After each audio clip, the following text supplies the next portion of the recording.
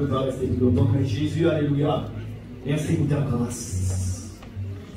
De nous bénir, de bénir la louange, mets ton cœur ce matin, de louer ton Dieu. Je ne sais pas comment, de ce que tu veux, toi. Hein?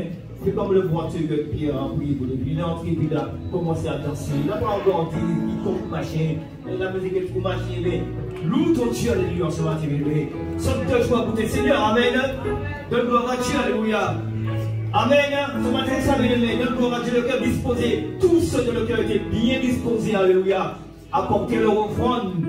Pas de pleurs, viens là, c'est pas ça, tu viens avec joie, alléluia. Avec allégresse, dépose ton offrande devant ton Dieu. Amen. Dépose tes sacrifices devant ton Dieu. Amen. Pour que Dieu soit-même puisse se réjouir de toi ce matin. Amen. Par son esprit. Parce que je dis, mais là, tu m'as Jésus. Non. Je sais qu'il y a des fois, des épreuves, je dis pas non, mais je suis toujours là. Bon, mais Jésus, ce matin, quand tu viens dans sa maison, mais à chaque fois que tu viens, tu es notre conseiller. Bon, ça c'est à chaque fois que tu viens dans la présence de Dieu. À chaque fois, chez toi, mais venez ici, ne viens pas toi, viens le cœur disposé. Tous ceux de mon cœur depuis cette semaine-là, tous ceux de leur cœur étaient bien disposés à porter le roi. Je te dis que tu ne peux pas louer Dieu si ton cœur n'est pas disposé. Amen. Même dis gloire à Dieu ce matin. Acclame ton Seigneur, le Père.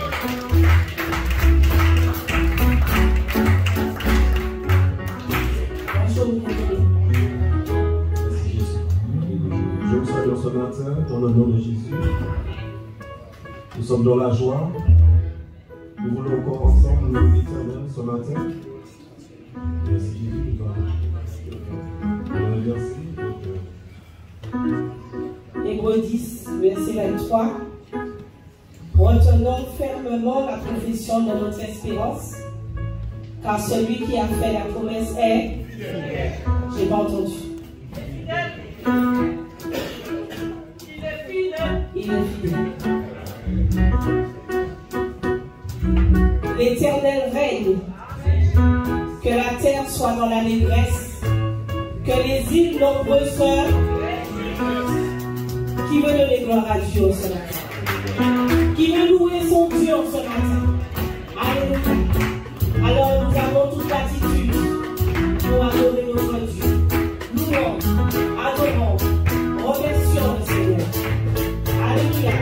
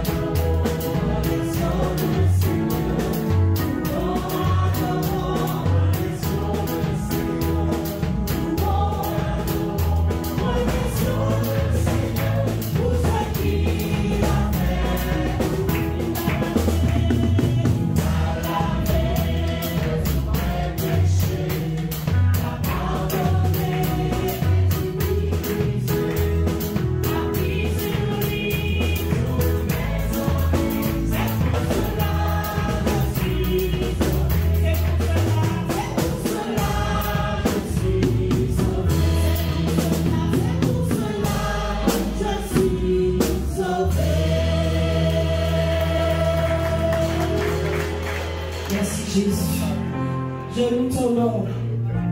Je loue ton nom ce matin. Parce que tu m'as fait cette grâce d'être présence. Alléluia.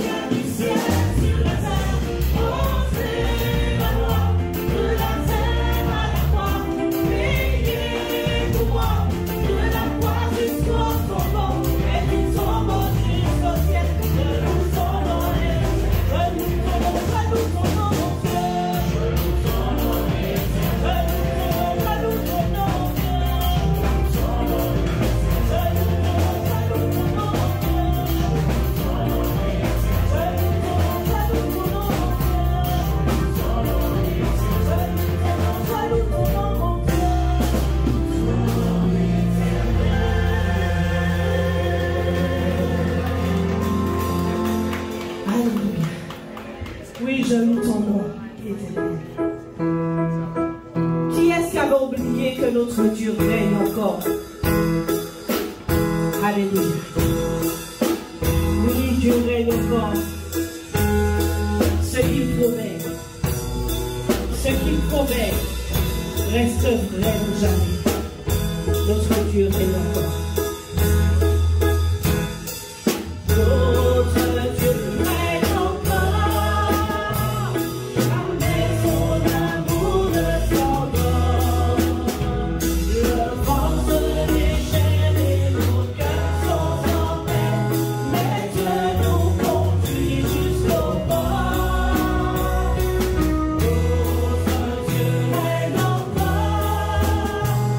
Jamais son amour ne s'en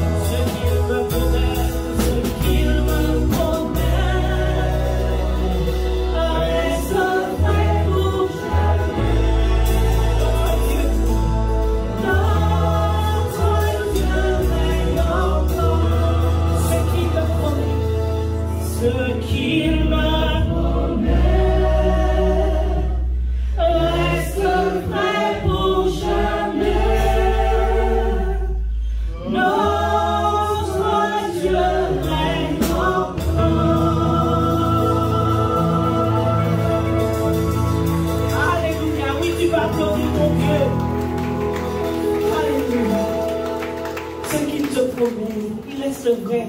Quand Jésus dit oui, c'est oui. Alléluia. Parce mon Dieu, c'est mon Dieu. Merci Jésus. Oh Dieu est ton Dieu puissant.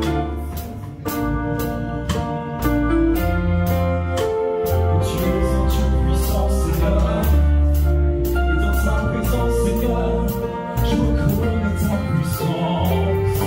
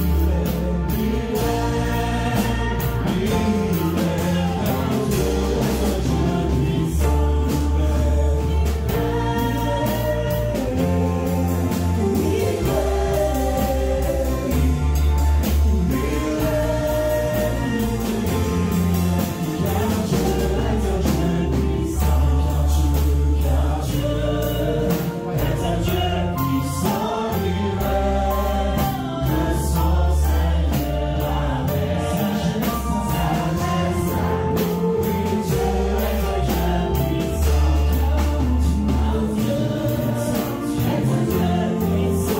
Seigneur.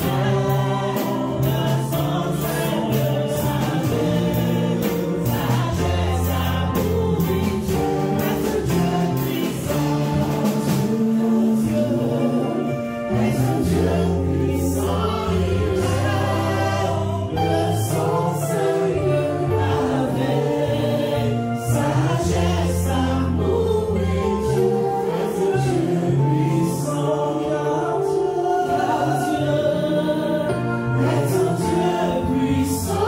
il est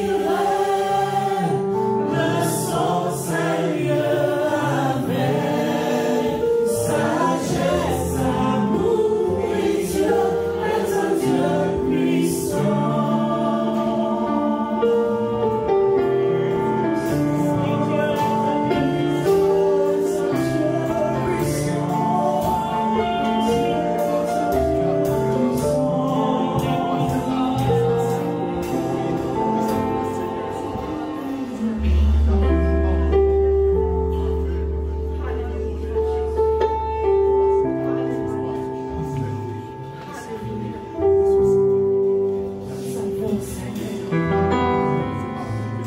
Tu es présent dans ce lieu. Seigneur, nous voulons t'adorer comme il se doit. Pour ce que tu es, Seigneur. Pas pour ce que tu fais, mais pour ce que tu es. Tu es là présent dans ce lieu. Et tu agis ce matin. Tu passes dans les rangs, mon Dieu. Et tu fais, Seigneur. Tu restaures, Seigneur. Tu accomplis ta parole, Seigneur. Tu es là, guérissant les cœurs brisés, Seigneur. Mon doux Jésus, tu es capable. Et tu le fais. Tu connais nos cœurs. Tu connais nos vies. Tu connais tout. Seigneur, tu le fais.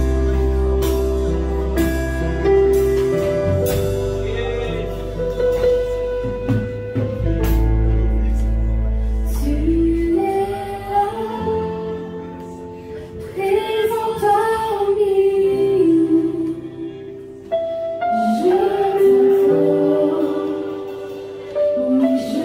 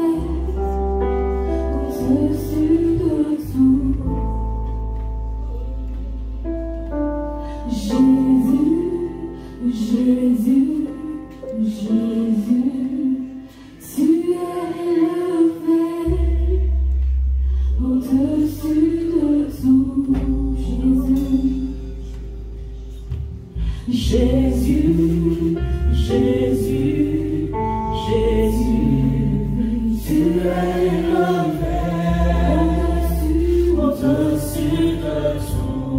Confesse-le, Jésus, Jésus, Jésus, Jésus, tu es l'enfer,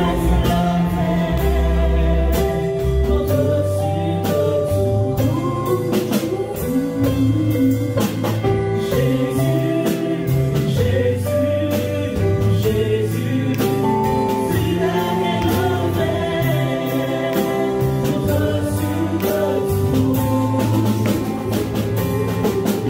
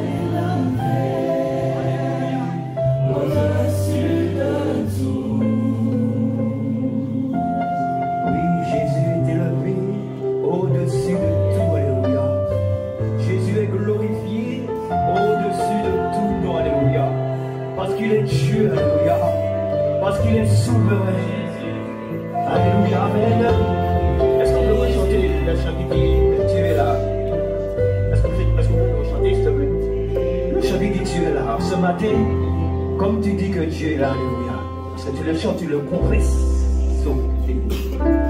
Jésus veut te débarrasser, toi. Parce que c'est ton cœur un petit peu chargé, mais pas chargé de le mal, toi, mais un petit peu angoissé. Un petit boule de cœur.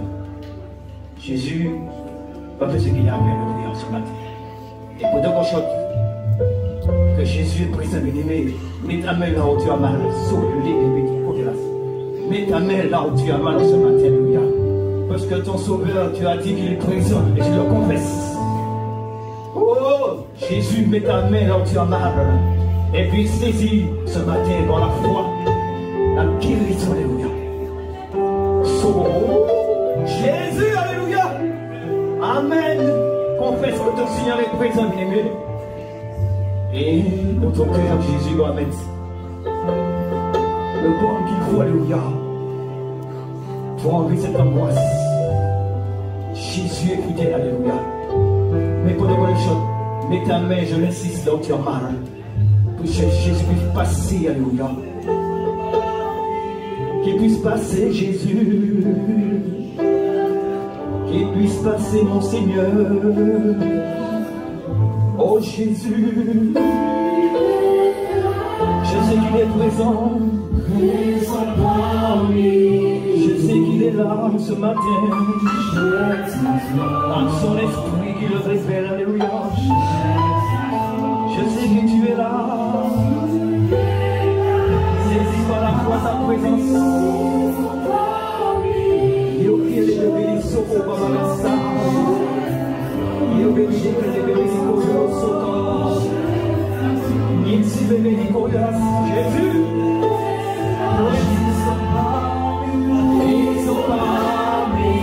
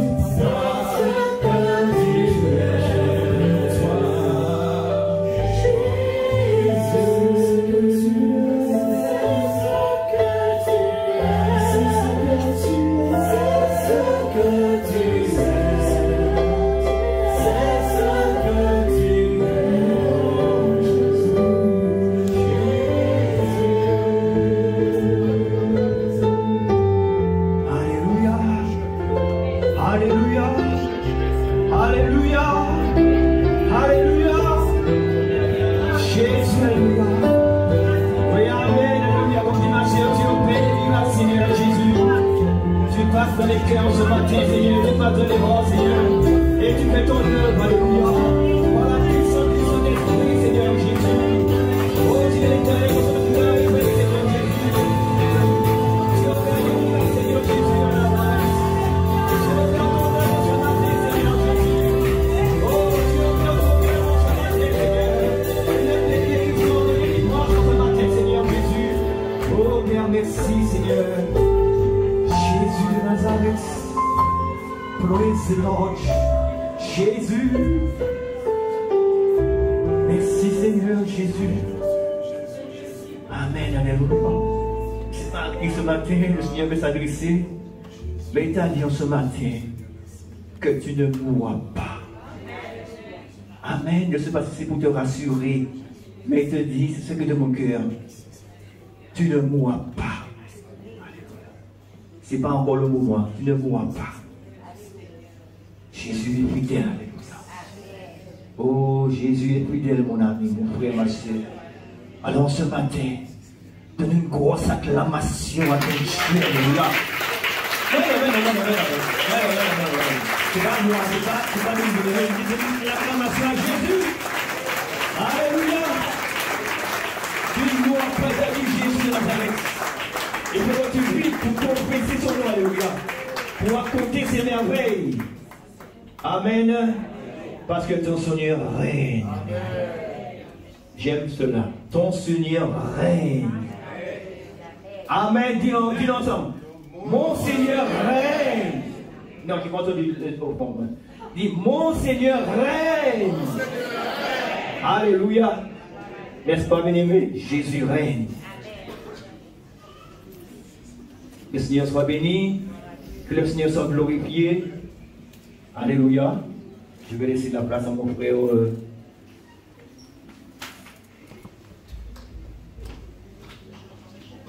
Oui. Je crois que c'était là. Ah, oui, c'est un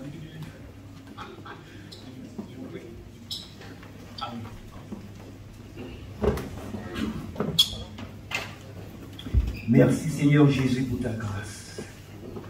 Seigneur, nous sommes contents.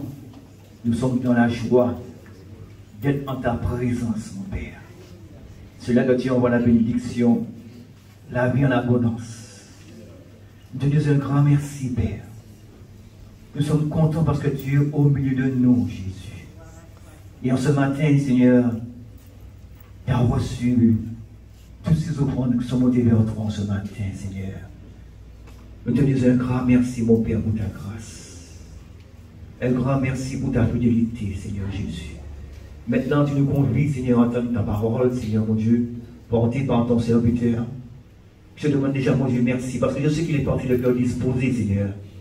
Mais que ton esprit, mon Dieu, puisse venir de l'habiller, Seigneur Jésus. Et que ta grâce, mon Dieu, l'accompagne. Et que tu puisses mettre tes paroles dans son cœur, Seigneur, mon Dieu. Que nous soyons bénis au travers de cette parole, Seigneur. Que ces paroles, mon Dieu, puissent, comme dit la parole de Dieu, Jésus confirmer la parole par des prodiges et des miracles, Seigneur, mon Dieu. Alors, Père, je te dis un grand merci pour ton serviteur que tu bénis et que nous bénissons ton nom, Père, au nom de Jésus. Amen. Sois béni, mon frère. Merci, mon frère Eric. Quand je regardais Eric présider, je me suis dit, donnez-lui qu'une personne, Jésus. On dit, bah, Jésus, matin, midi, soir. Eric sera l'homme le plus heureux de la terre. Quand on connaît son témoignage, son parcours de vie, vous connaissez le témoignage d'Eric? Oui? On ne peut, non? Un jour il va vous le donner. On ne peut pas douter de sa conversion. C'est pas possible.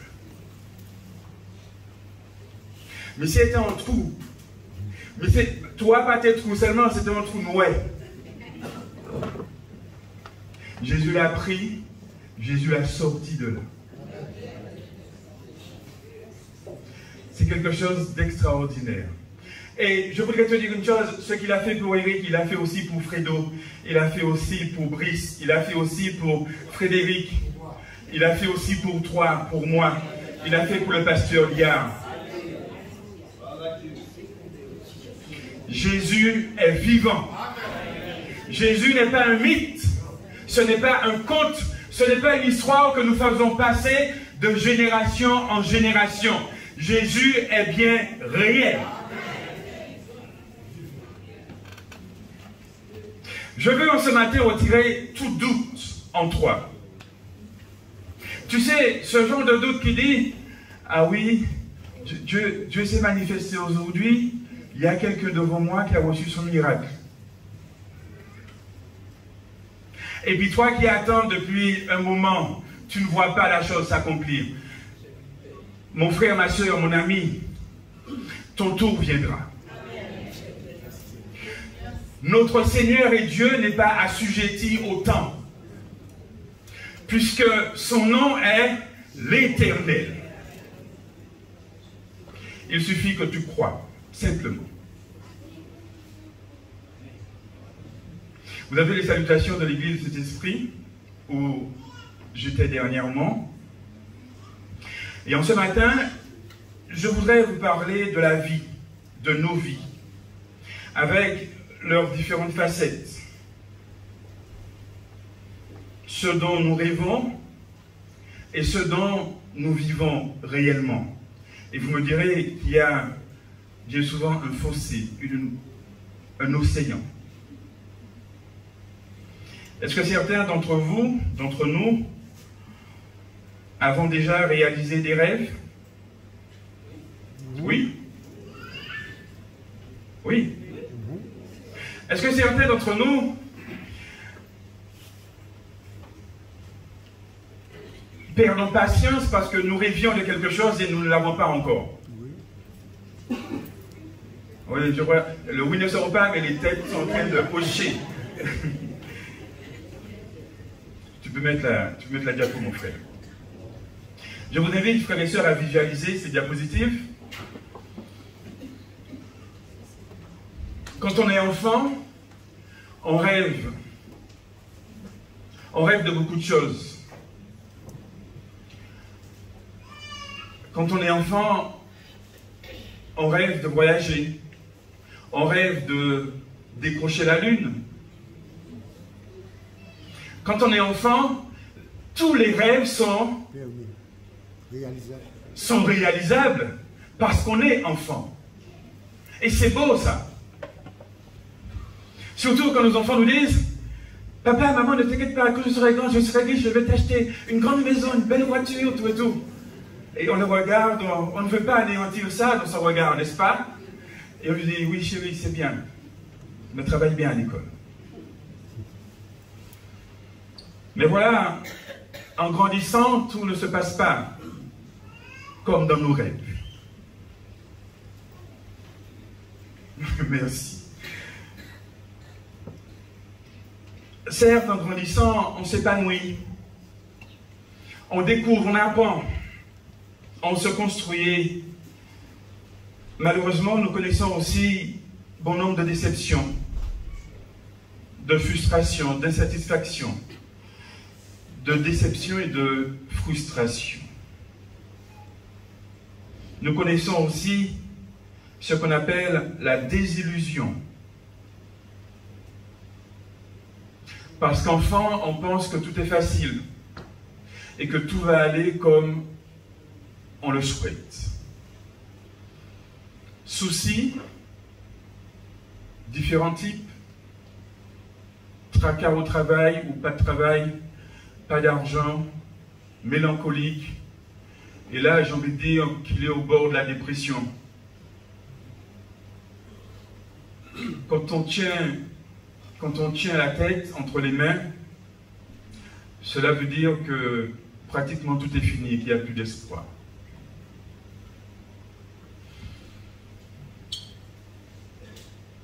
Ce que tous, ici présents, nous souhaitons,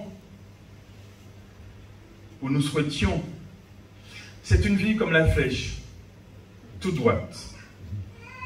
N'est-ce pas?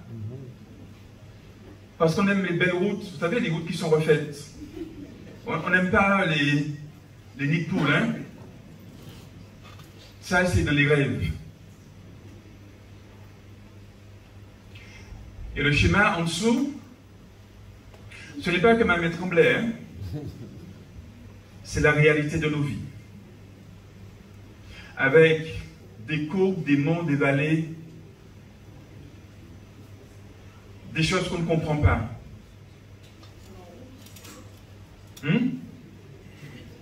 Oui, il y a des ronds, il y a des trucs, il y a des...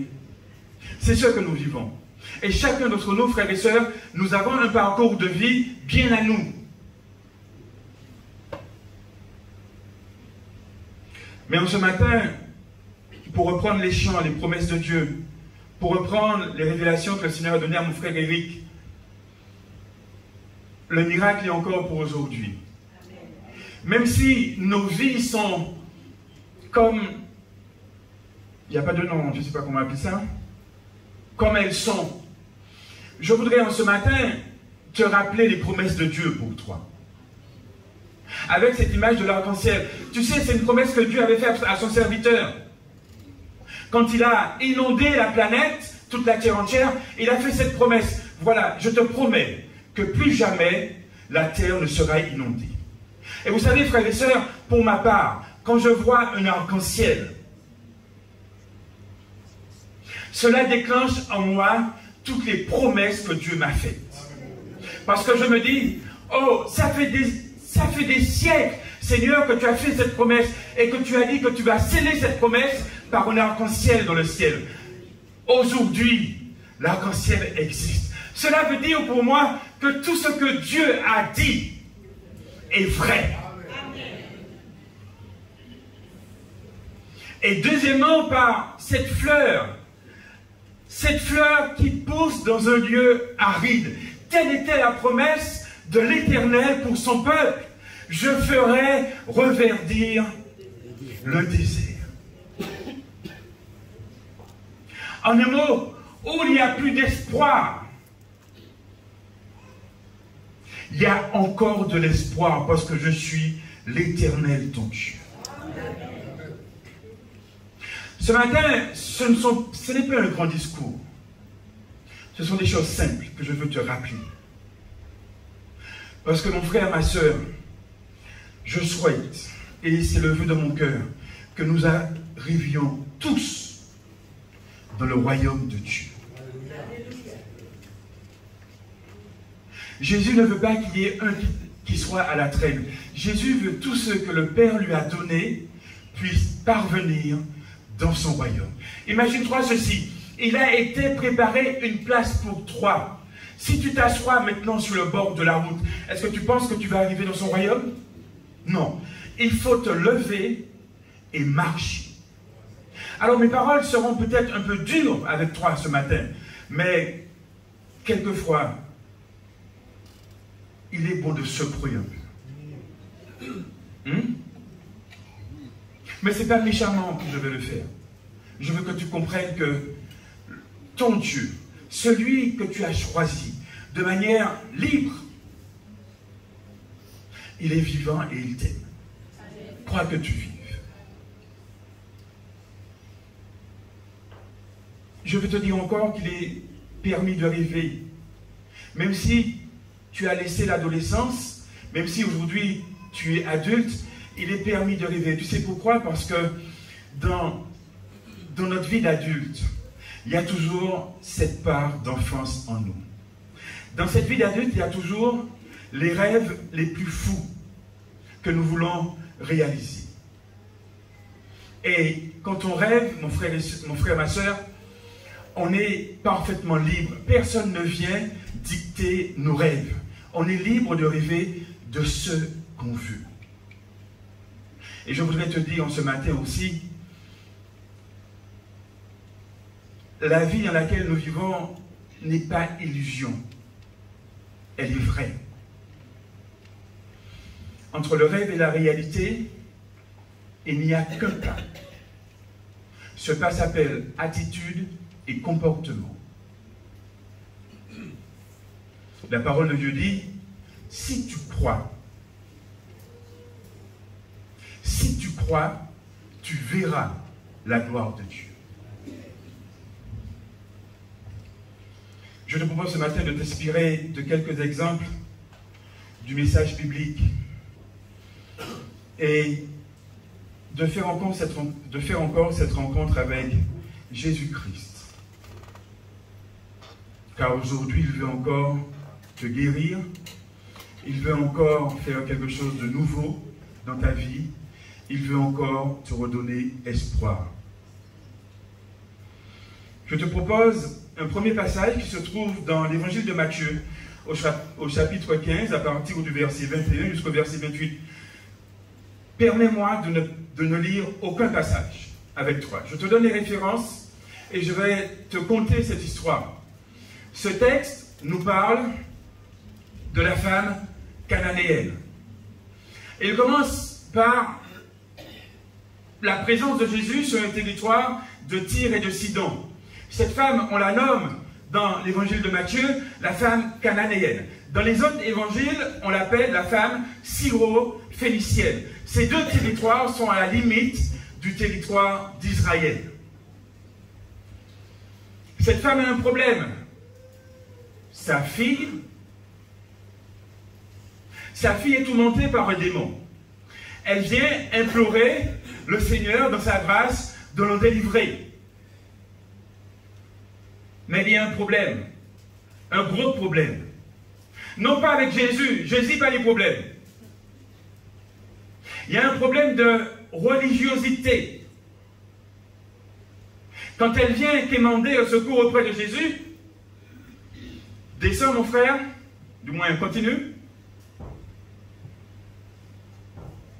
Jésus ne répond rien, mais ses disciples disent à Jésus, Seigneur, renvoie-la, s'il te plaît. Elle est en train de nous importuner, renvoie-la. Quelquefois dans ta vie, tu peux rencontrer ce genre de personnes. Tu insistes et ils te disent, ou bien ils disent à celui qui est plus grand qu'eux, le bureau est fermé, dis à cette personne de sortir de là.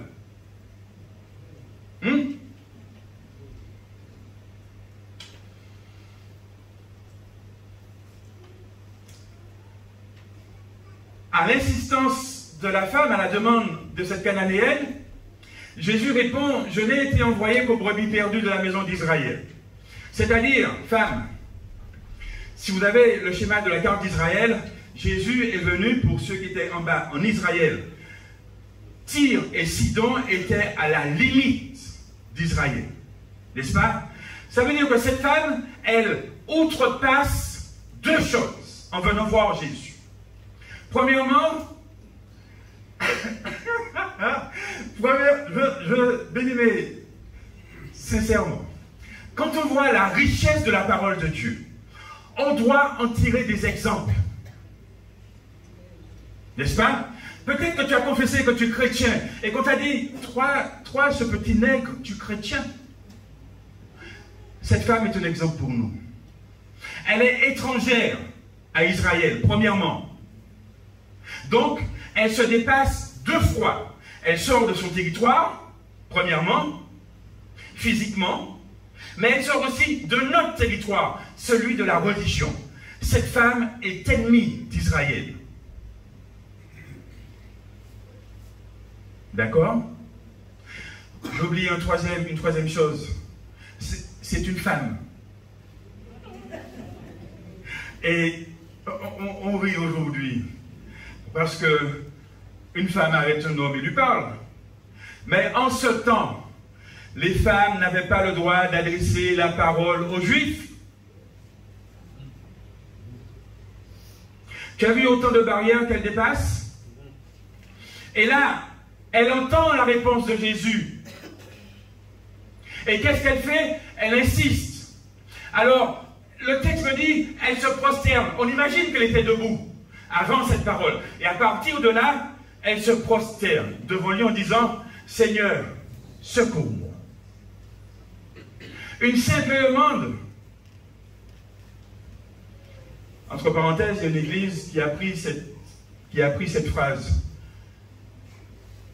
Bon, on passe. Continue mon frère.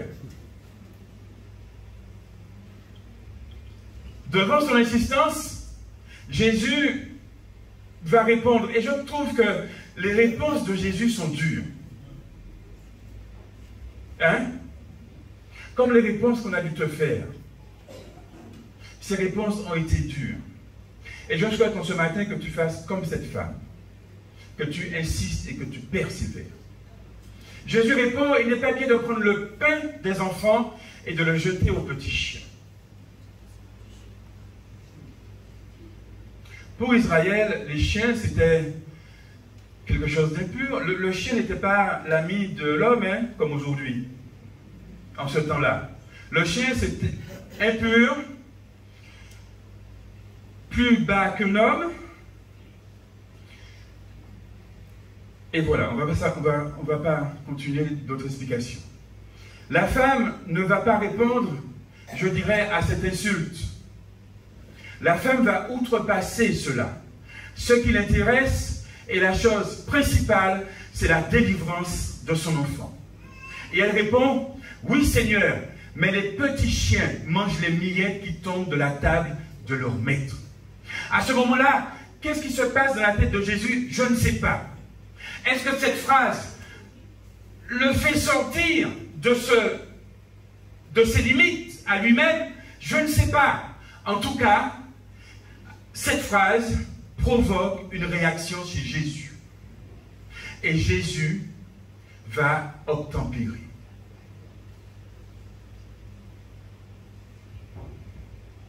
Quelquefois, on se dit que dans notre situation, on n'est plus un être humain. David va employer l'expression « ver de terre ». D'accord? Cette femme va admettre qu'elle n'a même pas la valeur d'un petit chien. Mais elle espère au moins un signe de compassion. Elle espère au moins quelque chose. Certainement, elle avait entendu parler des miracles de Jésus. Et elle vient voir Jésus pour qu'elle ait son miracle. Non pas pour elle, mais pour que sa fille soit délivrée. Je voudrais te dire ceci en ce matin. Même si tu te considères comme un petit chien, même si tu te considères comme rien devant Jésus, tu as de la valeur aux yeux de Dieu. Et Jésus ne va pas te laisser dans cette situation. Ce que le texte dit, c'est la leçon pour toi aujourd'hui. Persévère, humilie-toi devant ton Seigneur et il agira. Il n'y a pas de statu quo quand on est en Christ. Il y a des épreuves, d'accord? Mais toute épreuve a cette particularité, c'est que l'épreuve n'est pas éternelle. L'épreuve, c'est pour un temps. Implore encore Jésus. Parle-lui. Prends cet exemple. Rappelle-lui cet exemple. Il le sait.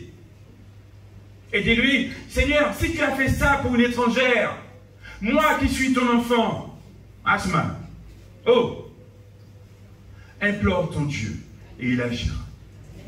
Un deuxième exemple que je voulais prendre avec toi, c'est... Il y en a plein, mais je les ai sélectionnés.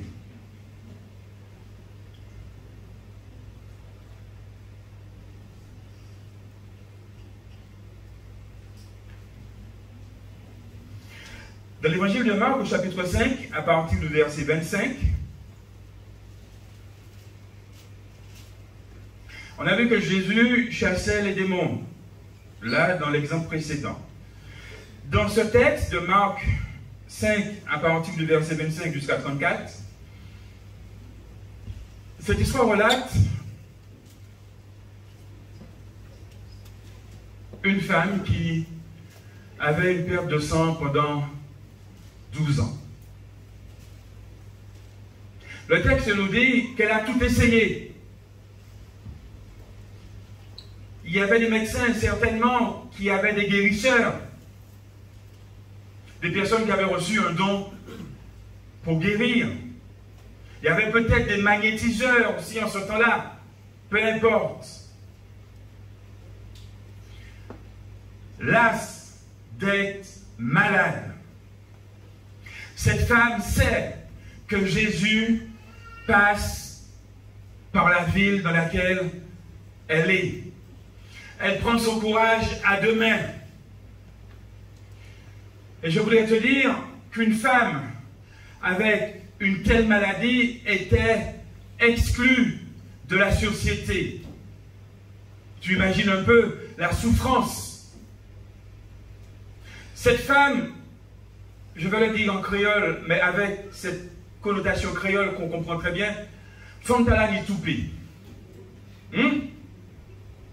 N'est-ce pas, ma soeur? Ça te montre bien jusqu'où elle va. Elle traverse la foule et elle touche Jésus. On a chanté aujourd'hui, ce matin, que Jésus est présent. J'aurais aimé que tu touches Jésus ce matin. Est-ce que tu comprends ce que je veux te dire? Non pas simplement que Jésus soit là et que tu sais qu'il est là, mais si tu as un vrai besoin qui dure depuis si longtemps, alors fais comme cette femme, viens toucher Jésus. Et tu vas certainement obtenir ta guérison.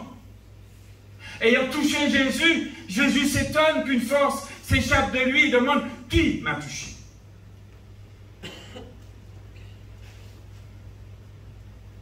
J'ai envie de te dire que Jésus est disponible.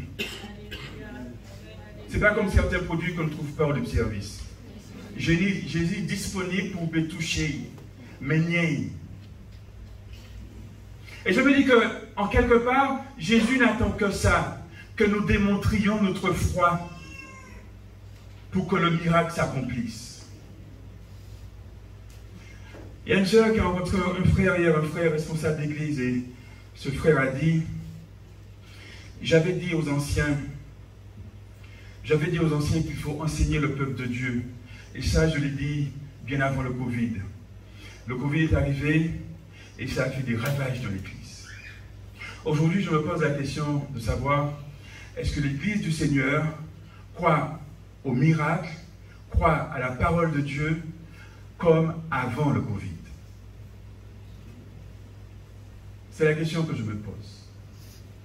Beaucoup de cœurs se sont refroidis, beaucoup de cœurs se sont endurcis. Il y a des lampes qui sont encore allumées. Il y a des lampes qui... La flamme n'est plus, mais le petit bout rouge est là. Vous savez, quand la flamme s'éteint, il y a le bout rouge. Il y a des personnes qui ont ce petit bout rouge. Je continue? Et il y a des personnes dont la flamme, elle s'est carrément éteinte. C'est-à-dire, je ne crois plus. En cas de l'église, mais... Ah ouais, bon Dieu, oubliez-moi. Hein? En cas de venir pour faire de la main content, pour m'en prendre, ça m'a créé en pilule spirituelle. Mais en fin de compte, non, je n'y crois plus, je viens, je chante, bon, ça me fait du bien quelque part, mais en quelque part. Mon frère, ma soeur, ta vie ne va jamais changer dans cet état. Quand je reprends la pensée de mon frère, quand tu viens à l'église, quand tu viens en réunion, il faut que tu crois que le miracle va se faire. En pas jamais venir à l'église à bon Dieu, et puis entièrement, ni on leur pensée. Non. Et j'ai appris une chose avec cette pensée. J'ai appris que, Fernand, tu dis, oui Seigneur, tu vas faire quelque chose pour moi. Et bien souvent, je boudais un peu. Parce que Dieu ne faisait pas pour moi. Mais il faisait pour quelqu'un d'autre. Et j'ai appris que quand on s'attend à Dieu, ce n'est pas forcément nous qui allons être bénéficiaires de la grâce. Mais c'est quelqu'un d'autre. Et cela m'a interpellé. Je me suis dit, ah Seigneur, tu as fait du bien à l'autre. Que ton nom soit béni, tu es vivant. Et c'est tout. Quand tu viens à l'église, attends-toi à ce que Dieu se manifeste. Aussi bien pour toi que pour l'autre. Ce récit nous montre, ce récit de la femme atteinte de la perte de sang, nous montre la compassion et le pouvoir de guérison de notre Seigneur Jésus-Christ. Et je voudrais te dire en ce matin, même si tu as épuisé tous tes atouts, tu as vu les médecins ici, tu as été en France, tu as vu des spécialistes, tu as été dans d'autres pays, tu as vu des professeurs. Tu sais, il y a une différence entre médecin et professeur, hein? D'accord. Tu as vu les plus grands qui t'ont dit la science ne peut rien faire pour vous. On est en Nouvelle-Barbe au matin. Si l'homme ne peut rien faire pour toi de ta maladie, Jésus est vivant. Tu sais pourquoi? Tu peux t'approcher de lui comme la femme. Parce que Jésus n'a pas peur des maladies. Quelle que soit ta maladie, tu peux t'approcher de lui. Maladie ne peut pas contaminer Jésus.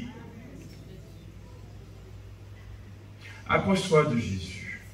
Montre ta foi ce matin. Sincèrement, si bon matin, on est parti, même manière où entrer, ça c'est vous. Hein? Alors, Jésus, notre Dieu, il veut changer quelque chose dans ta vie ce matin.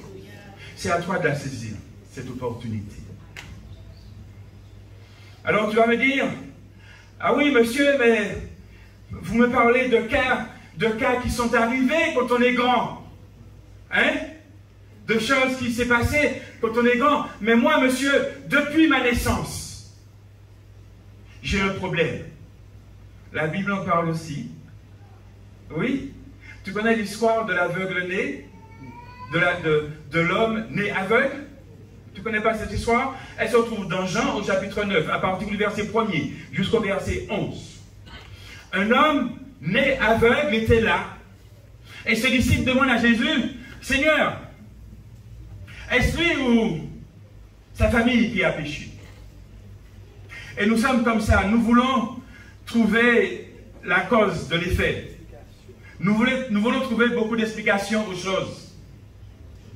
Jésus répond simplement, peu importe, c'est pas ça le problème. Vous êtes dans l'erreur. Cette situation est là afin que le nom du Seigneur soit glorifié. Point barre. Tu es né comme tu es né. Je connais une sœur, petite, on lui a transfusé le sang. Et elle a eu des maladies orphelines.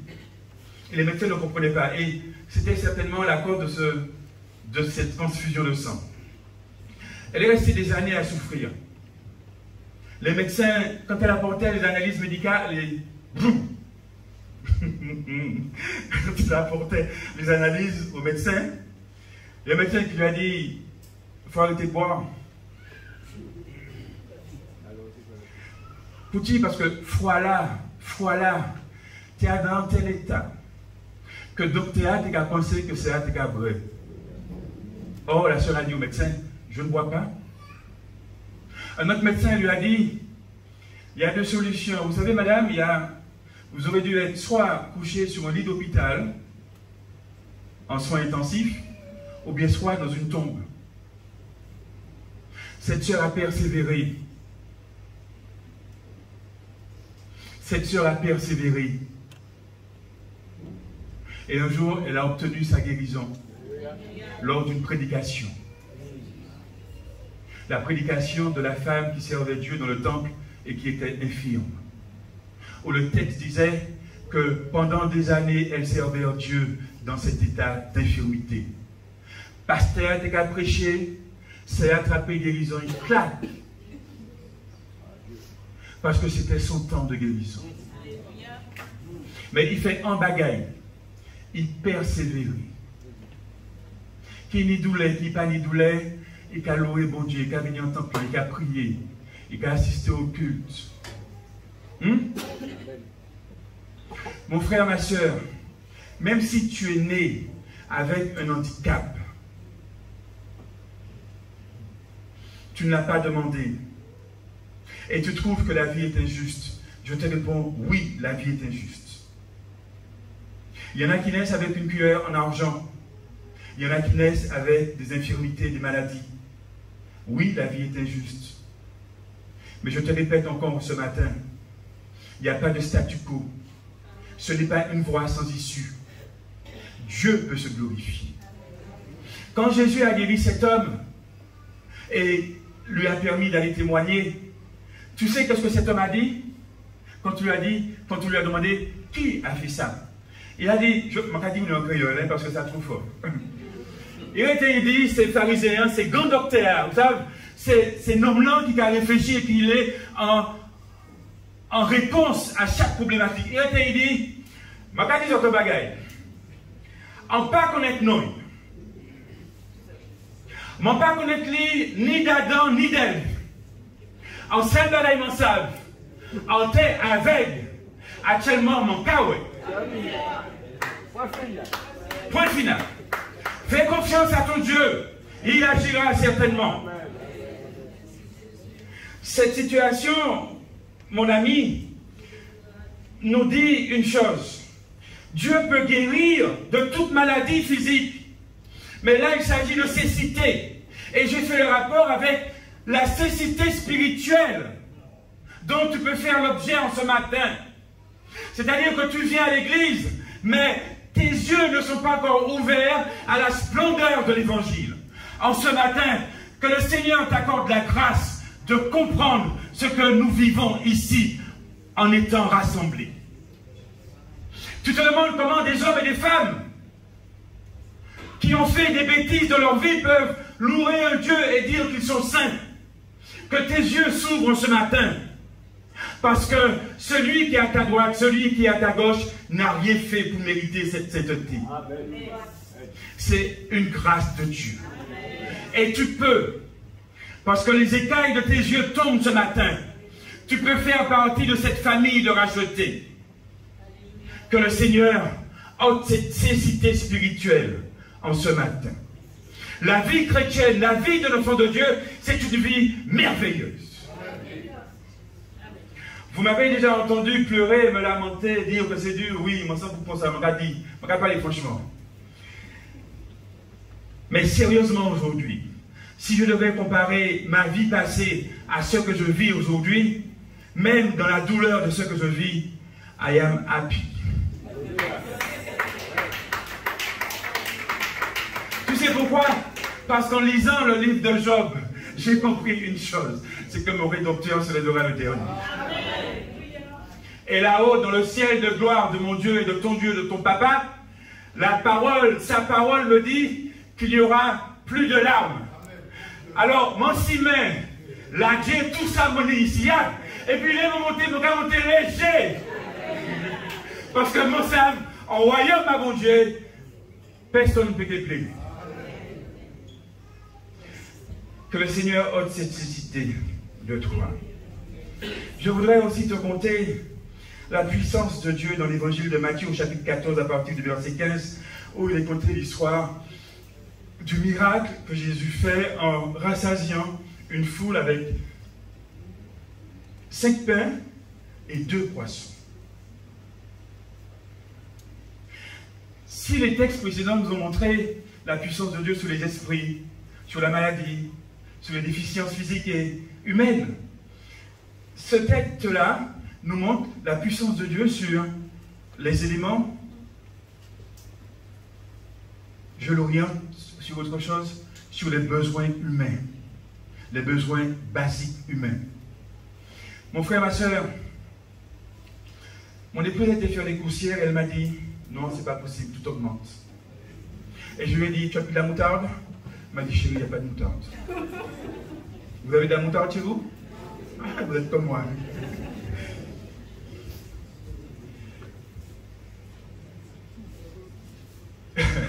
Dieu est capable d'agir. Dieu est capable de multiplier le petit reste que l'on a. Et ce texte me montre qu'il ne faut pas s'inquiéter. Un enfant de Dieu ne s'inquiète pas plus que ça. Aussi bien parents que pour vos enfants, aussi bien parents sur ceux que vous allez donner à manger à vos enfants, aussi bien papa, chef de famille. Dieu sait les difficultés que nous rencontrons. Dieu le sait. La vie devient de plus en plus dure. D'accord? On touche un salaire, il est déjà fini. Or, nous avons des créances. D'accord? De cela, est-ce à dire que Dieu va, quand tu vas rentrer? Non.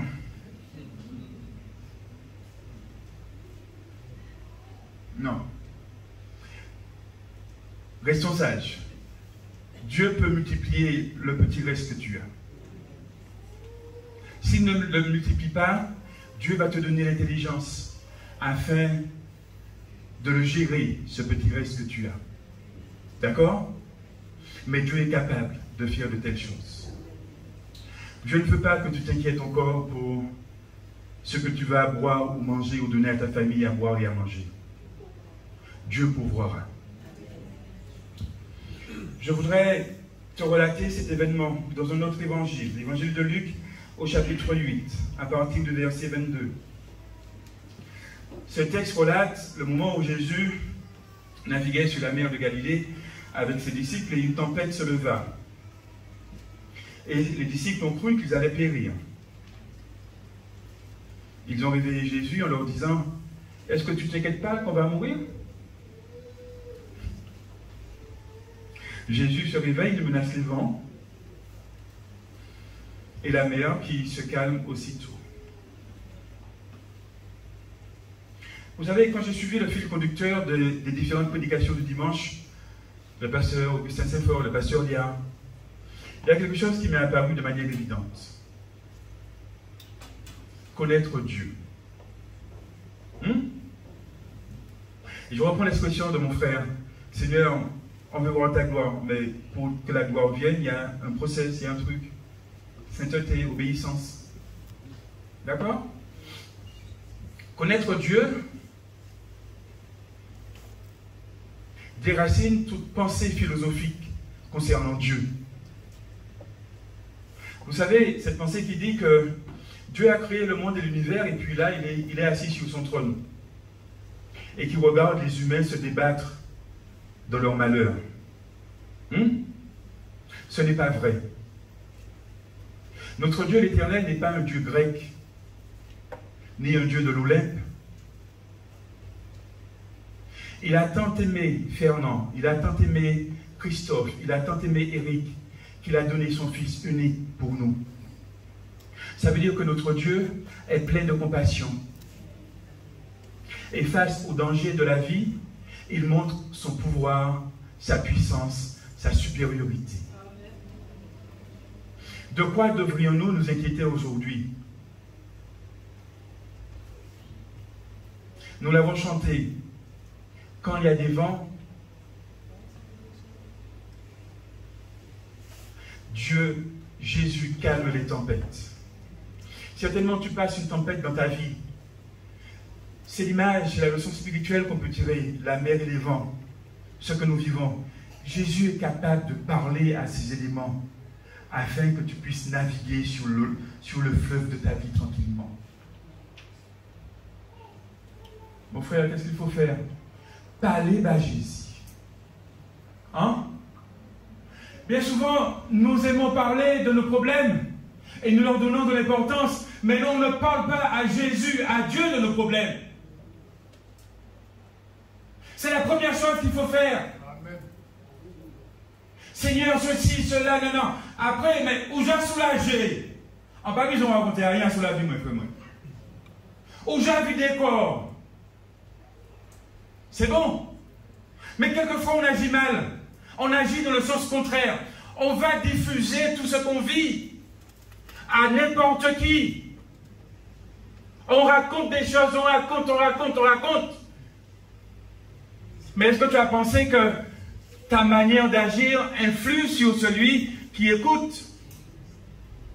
Et il se dit, on te comprend que monsieur c'était en pontou, dans l'évangile là, on te comprend que regardez qui m'a dit monsieur pour raconter mes problèmes. D'accord? Raconte à Jésus tes problèmes. Et il agira. Je voudrais, pour conclure, te présenter un texte de science-fiction. Que tu as pris dans la Bible? Oui, que j'ai pris dans la Bible. Tu veux qu'on le voit? Oui. Jean chapitre 11 à partir du verset 21. Jean chapitre 11 à partir du verset 21, c'est l'histoire de la résurrection de Lazare. Pourquoi je dis qu'il est que c'est un texte de science-fiction?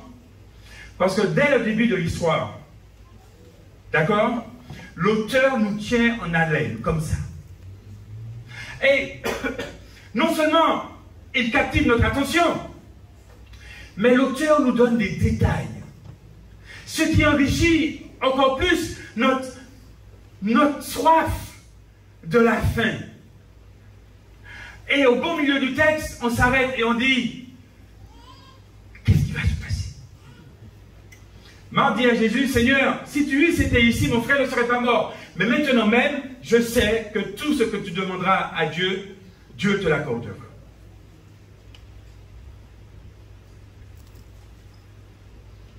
Il y a une dimension symbolique dans ce récit, frères et sœurs. Le texte me dit, quand je le lis, qu'il n'y a aucun espoir pour que Lazare, qui est mort depuis 4 jours, puisse revenir à la vie.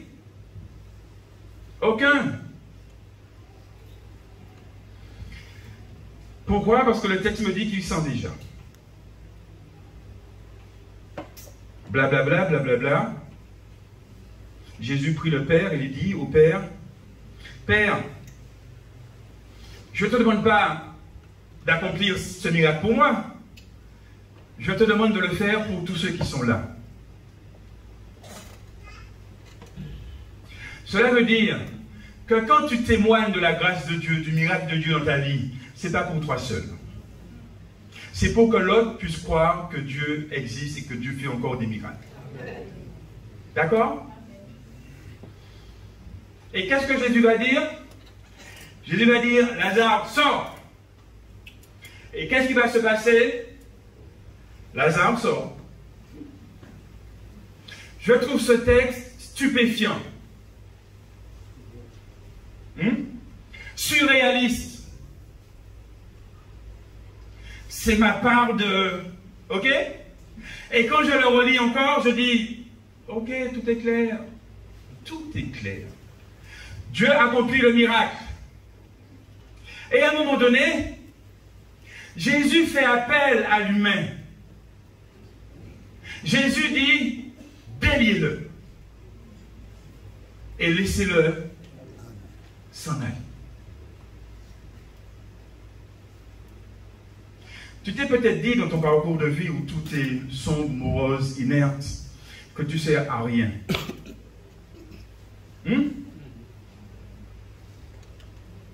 Je vais te dire une chose. On sert tous à quelque chose. Même le méchant pour le jour du jugement. Tu as invité quelqu'un, c'est déjà un pas vers son miracle. Tu as prié pour quelqu'un, c'est déjà un pas vers son miracle. Cette personne a connu la grâce de Dieu et elle vient au temple grâce à toi. Il parlait venir puis d'autres mondes. Je viens avec toi. Si tu ne vas pas, je ne vais pas. C'est déjà quelque chose. Permets-moi de te dire, mon frère, ma soeur, cette récompense-là, tu la recevras. Ce texte me montre une chose encore. C'est la différence qu'il y a entre la résurrection de Lazare et la résurrection de Jésus-Christ. Et c'est le dernier exemple que je vais prendre. La résurrection de Jésus-Christ, c'est le plus grand miracle qu'a connu l'humanité.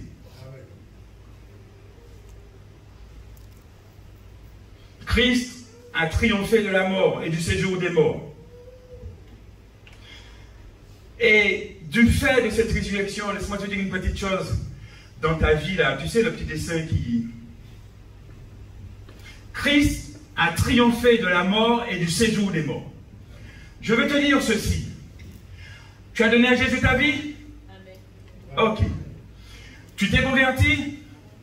Ou repenti corps? Ou qu'à marcher en toute sainteté? Tu marches dans la sainteté. Il y a des personnes qui ne comprennent pas les créoles, c'est ça? Tu marches dans la sainteté, c'est ça? Ok. Tu marches en nouveauté de vie? L'homme ancien, il est noyé lors du baptême.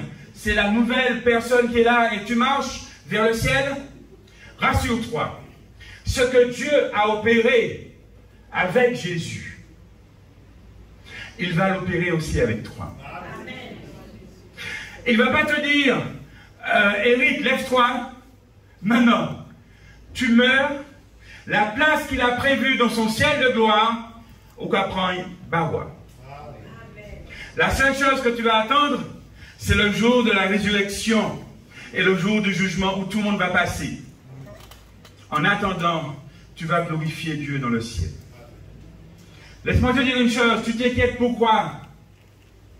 Pour ta famille, si elle a fait la paix avec Dieu par Jésus, tu n'as pas à t'inquiéter pour ta famille. Tu t'inquiètes pourquoi? Pour tes amis. S'ils ont fait la paix avec Dieu en Jésus-Christ, tu n'as pas à t'inquiéter pour eux. La vie est difficile, certes, mais Dieu tient ses promesses. Il a ressuscité son fils. Et la différence avec Lazare, c'est que bon Dieu n'a pas demandé personne à délier Jésus. Quelle leçon que je tire sur cette résurrection? Dieu peut se servir de mon frère, de mes frères là, pour bénir, pour faire quelque chose. Mais il y aura une part humaine, n'est-ce pas? Mais quand c'est Dieu qui agit tout seul, c'est parfait. Il n'y a pas besoin d'aide humaine. Alors que Lazare doit être délié, Jésus laisse le linceul de le tombeau. Pierre, entrant dans le tombeau, réalise qu'il est vide. Et que le Christ, ton sauveur et Seigneur, n'est plus là. Mon ami, mon frère, tous ces exemples nous montrent à quel point le pouvoir et la puissance de vie de notre Jésus, de ton ami Jésus, parce qu'il t'appelle ton ami, parce que tu obéis à ceux qui te demandent. Tu es l'ami de Jésus. Ces textes et ces exemples nous montrent à quel point Jésus est bon et à quel point il peut changer le cours de ta vie. Je t'incite ce matin à croire en Dieu. Je t'incite ce matin à te mettre debout. Si tu étais assis sur le chemin de la vie, mon frère, ma soeur, lève-toi. On ne sait pas à quel moment que Jésus reviendra. Laisse ton manteau, ce manteau de culpabilité, ce manteau de « je suis trop petit ». Laisse ce manteau, lève-toi et va rencontrer Jésus. Viens toucher Jésus.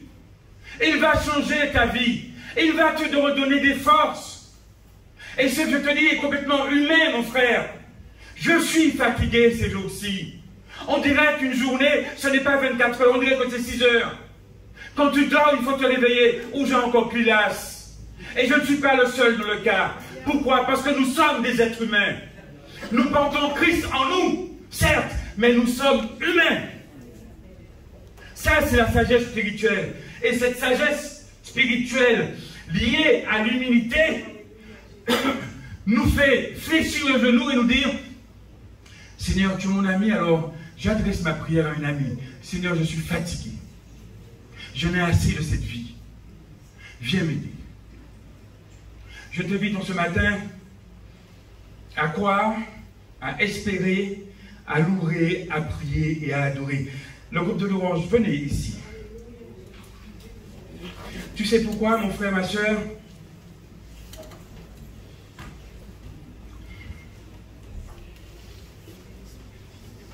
Dans tous ces exemples qu'on vient de voir, même dans la mort de Jésus,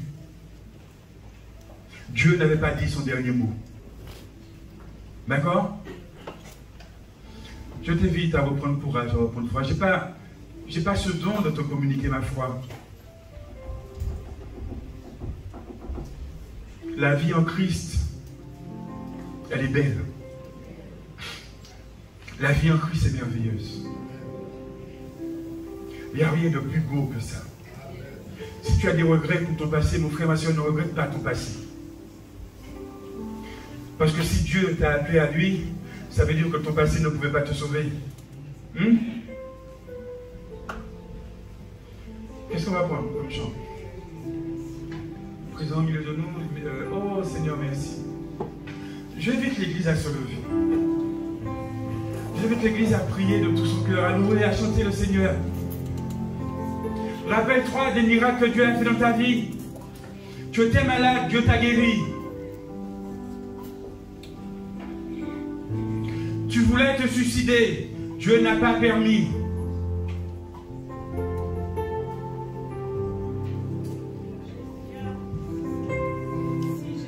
Tu étais déprimé. Le Seigneur t'a redonné la raison de vivre. Tu as prié pour tes enfants. Tes enfants sont convertis. Dieu s'est déjà glorifié dans ta vie. Ne renonce pas.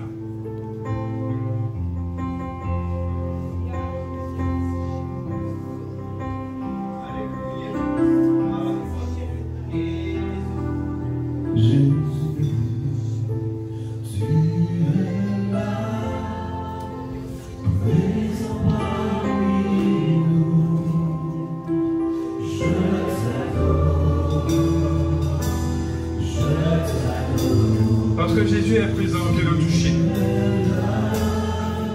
Viens toucher Jésus. Par la foi ce matin, viens le toucher.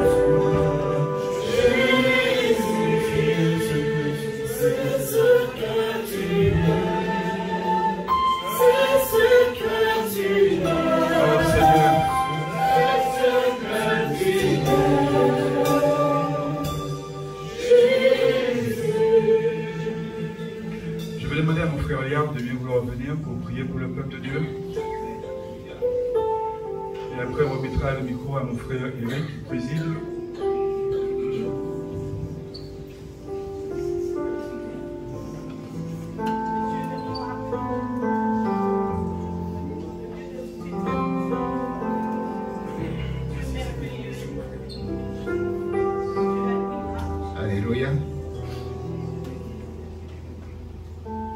Alléluia. Qui est comme toi, Seigneur? Tu es Dieu. Tu es le souverain. C'est toi qui as amené toutes choses à l'existence. Nous savons que tu es là, tu es présent, Seigneur. Ce matin, Père, nous avons entendu ta parole. Tu nous as montré, Seigneur, mon Dieu, combien tu as agi dans la vie des hommes, tu as agi dans la vie des femmes, tu as apporté délivrance, tu as apporté guérison dans la vie de ceux et celles, Seigneur mon Dieu, celles qui ne te connaissaient pas, qui avaient entendu parler de toi. Mais aujourd'hui, Seigneur mon Dieu, nous n'avons pas seulement entendu parler de toi, mais nous sommes en toi. Nous sommes en Jésus-Christ, ton Fils. Tu nous aimes, Seigneur, tu nous as dit d'un amour éternel.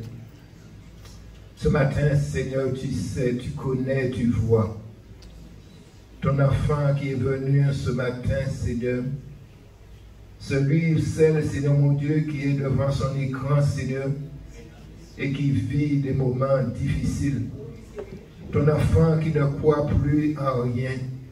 Ton enfant, Seigneur mon Dieu, qui dit qu'il n'y a plus d'espoir. Mais je crois, mon Jésus, que tu lui as parlé ce matin, que tu vas agir maintenant dans sa vie, afin qu'il puisse reconnaître que tu es le même hier, aujourd'hui, éternellement, puisque ta parole nous dit, Seigneur, que notre Dieu, en lui, il n'y a ni changement, ni ombre de variation. Oh Seigneur, entends le cœur de ton enfant qui monte vers toi en cet instant. Vois celui, Seigneur mon Dieu, qui ne peut même pas élever la voix. Mais Seigneur, tu vois ces larmes qui coulent devant toi. Agis maintenant, Seigneur, par ta grâce. C'est vrai, nous ne méritons rien, mais nous crions à toi parce que nous savons, Seigneur, que ta grâce est toute suffisante pour agir maintenant, Seigneur. Oh, béni sois-tu, Seigneur. Béni sois-tu, Seigneur. Vois ton enfant, Jésus. Ton enfant, Seigneur mon Dieu, qui a entendu, Seigneur, le médecin lui dire qu'il n'y a plus d'espoir. C'est vrai, c'est une réalité, Seigneur. Mais la vérité est en toi, Seigneur.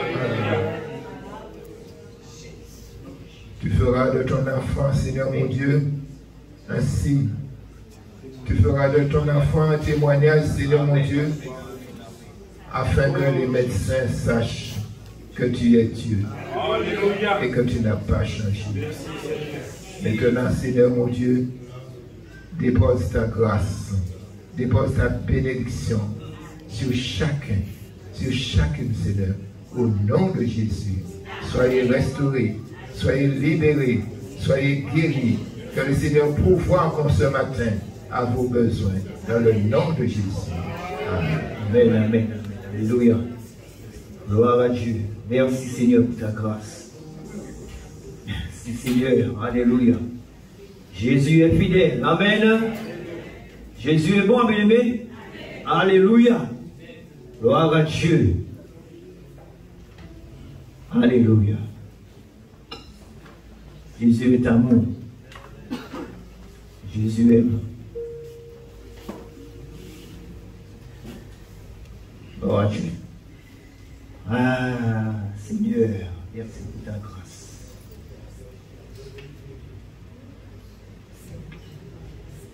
Ah, Jésus est d'amour, bien-aimé. Ah, Jésus est bon. Amen. Gloire à Dieu. Je dis pas amen. Alléluia.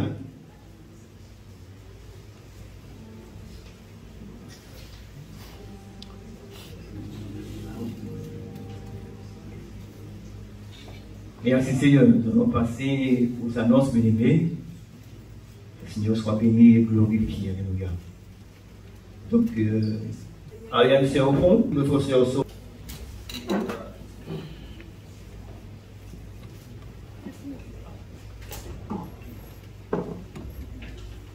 Alléluia, on va aussi prier pour les offrandes. Père éternel, nous te bénissons encore ce matin, Seigneur, pour ta parole qui nous a fait du bien.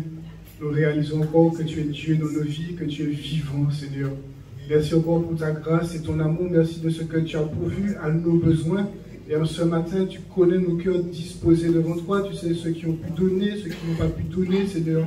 Mais en toutes choses, nous bénissons ton nom, Seigneur, parce que nous savons que tu pourvois à nos besoins avec richesse et gloire en Jésus-Christ. Te demandons de bénir ces offrandes, de les multiplier et de permettre encore qu'elles soient bien utilisées. Seigneur, donne de l'intelligence, de la sagesse et que vraiment, Seigneur, ton nom soit glorifié. Nous te bénissons encore ce matin pour Sophie, Seigneur. Tu vois ce que les médecins ont vu. Tu vois son état de santé, Seigneur. Mais nous croyons en ta parole. Nous croyons que tu es capable de la guérir. Nous croyons que tu es capable de la visiter en ce matin, Seigneur. Alors vraiment, nous prions, Seigneur, et nous croyons et nous confessons son entière et pleine guérison, Seigneur. Merci, Seigneur, parce que nous croyons, Seigneur, que tu agiras, que tu as déjà agi, Seigneur. Merci de ce que tu puisses lui donner de rester dans la paix, Seigneur Jésus, et que tu puisses encore donner gloire à ton nom, Seigneur, et que cette maladie ne soit pas pour la mort, mais qu'elle soit pour ta gloire, Seigneur. Que ce témoignage serve encore à te faire connaître, Seigneur Jésus. Nous sommes ici, Seigneur, tu connais encore ceux qui n'ont pas pu venir, ceux qui sont chez eux, Seigneur. Tu seras pour nous accompagner, Seigneur, au long de cette journée. Seigneur, nous qui sommes ici, nous devons retourner soit à pied, soit peut-être en bus, soit peut-être à vélo, soit peut-être en voiture, Seigneur. Mais nous te confions nos routes, nos retours devant toi, Seigneur. Tu seras encore nous donner encore d'être vigilants, Seigneur. Tu seras encore nous garder et tu seras encore nous donner, Seigneur Jésus, d'être sensibles à ta parole, Seigneur, sensible à ta voix, parce que nous savons, Seigneur, que tu continueras encore à nous parler en cette journée. Que ton nom soit béni et glorifié, Père. Nous avons prié au nom de Jésus. Amen. Soyez bénis, mes bien-aimés.